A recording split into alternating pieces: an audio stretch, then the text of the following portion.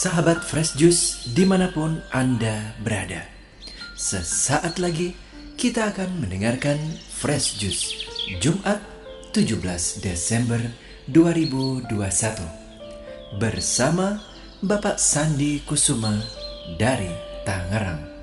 Selamat mendengarkan.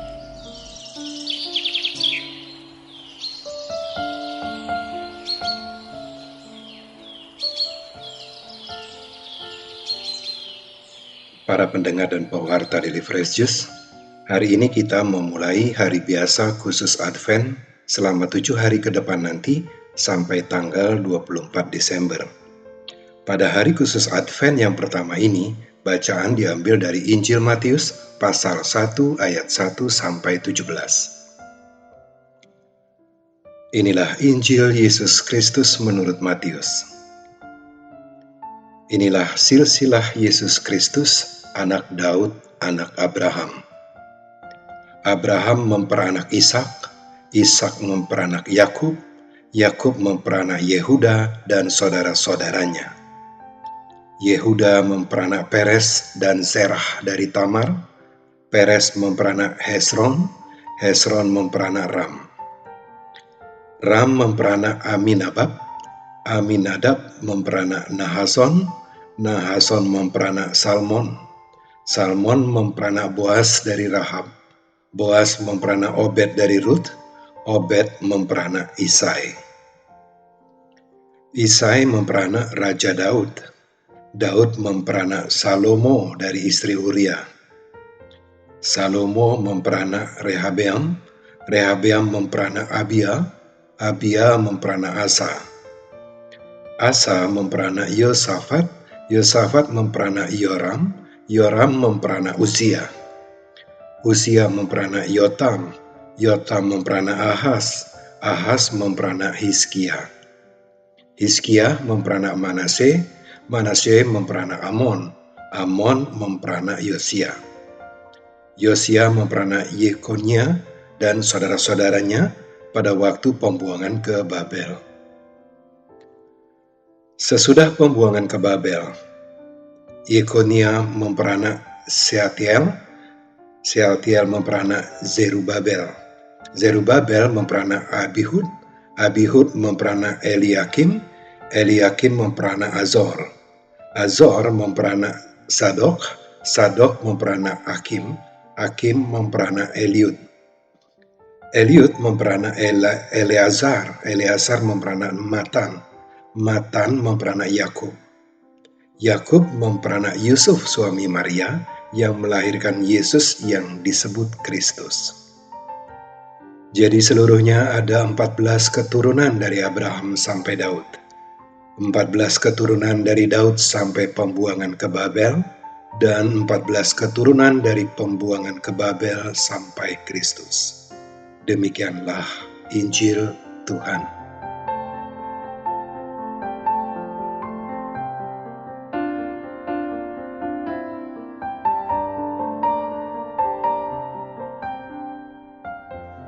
Para pendengar dan pewarta Daily Fresh Juice, Matius mengawali Injilnya dengan menelusuri garis keturunan Yesus melalui silsilah Yusuf, bukan melalui silsilah Maria, ibu yang mengandung dan melahirkan Yesus. Karena memang demikianlah adat istiadat yang berlaku di Yahudi pada waktu itu. Oleh sebab itulah nama pasangan Yoakim Ana tidak disebutkan dalam silsilah. Kalaupun dirunut dari Maria pun tetap sah Yesus sebagai keturunan Daud, sebab Yoakim dan Ana adalah keturunan Daud juga. Matius mengambil keputusan tepat, mengambil garis keturunan Yusuf, supaya tidak menyalahi adat istiadat yang berlaku saat itu. Yang jelas, mau dirunut dari garis keturunan Yusuf maupun Maria, Yesus itu sah sebagai Mesias. Silsilah keturunannya jelas sebagai keturunan Abraham dan Daud. Ini adalah kali ketiga atau mungkin keempat saya membawakan renungan Daily Fresh Juice tentang silsilah Yesus Kristus. Saya tidak ingin mengulangi renungan yang sama. Oleh karenanya saya hendak mengajak untuk merenungkan tentang leluhur atau tentang nenek moyang yang saya harapkan dapat memberi pencerahan terutama kepada mereka yang tidak terima dalam tanda petik atau merasa malu dengan orang tua dan leluhurnya. Ada sebagian dari kita yang malu karena berasal dari suku tertentu, terutama dari suku yang dianggap minoritas atau terpinggirkan, lalu menjadi minder dan menutup diri. Ada juga yang merasa jengah bercampur iri hati karena ia dilahirkan dari orang tua yang miskin dan berkekurangan.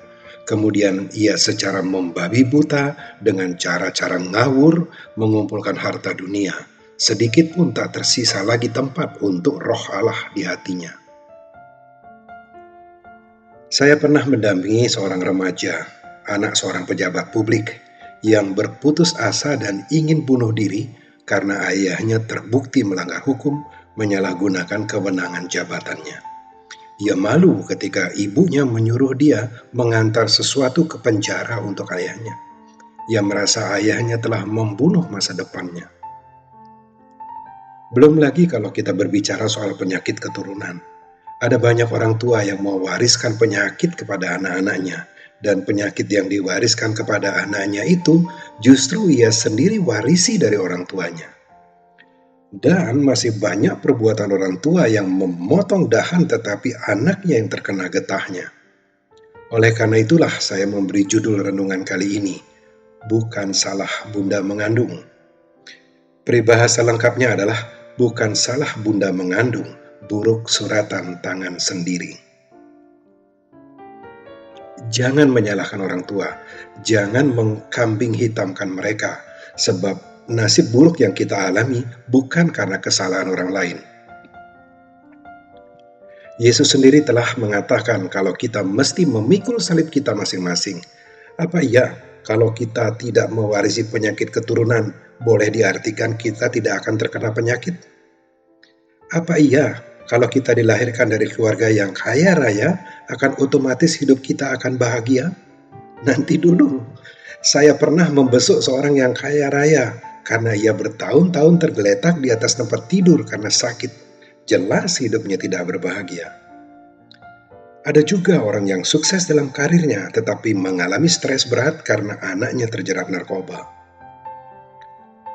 Saya lebih senang untuk mengatakan kalau masing-masing dari kita itu memang mesti memikul salib kita masing-masing. Karena itulah sejatinya arti hidup di dunia ini. Jangan menyalahkan orang lain, apalagi orang tua sendiri.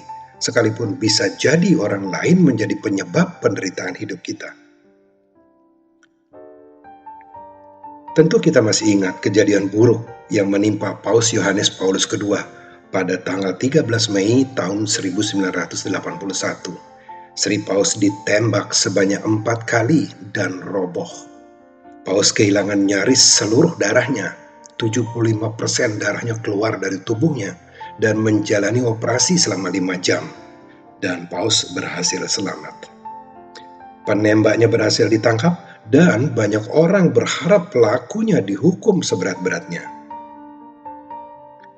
Tetapi Paus sendiri berkata, "Doakanlah saudara saya itu, karena saya sudah mengampuni dia."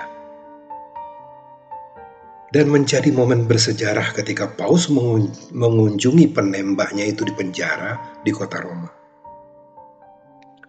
Maka janganlah kita mudah menyalahkan orang lain terhadap hal buruk yang menimpa kita, melainkan pandanglah itu sebagai salib yang mesti kita pikul. Jangan pula meminta agar tidak ada hal buruk menimpa kita, karena itu memang mesti terjadi selama kita hidup di dunia ini. Tetapi tentu boleh kita meminta kekuatan dari Allah agar kita dimampukan mengatasi hal-hal buruk itu, dan dapat dipastikan pertolongan Allah pasti akan datang. Para pendengar dan pewarta Daily Fresh Juice, jangan sangka nama-nama yang disebutkan pada bacaan Injil hari ini, yaitu nama-nama nenek moyang Yesus, adalah tokoh-tokoh teladan atau para nabi. Jangan salah, memang sebagian daripadanya merupakan tokoh iman, sebagian lainnya hanyalah orang biasa, yang hidupnya penuh dosa dan bahkan orang jahat pun juga ada. Coba saja baca kisah Raja Abia atau Manase misalnya. Nah, jika demikian halnya, apakah kita boleh mengatakan kalau Yesus itu berasal dari keturunan penjahat?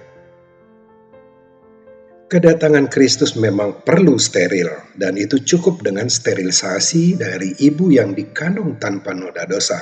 Itu sudah cukup, karena Kristus datang memang untuk orang yang berdosa. Orang sakitlah yang membutuhkan tabib, kata Yesus. Memang sering terjadi juga, seperti yang juga saya alami sendiri. Orang seringkali mencampur adukkan asal-usul kita sebelum mengambil sikap. Saya mengalami penolakan, bukan karena saya ditolak, melainkan karena agama saya atau karena suku bangsa saya.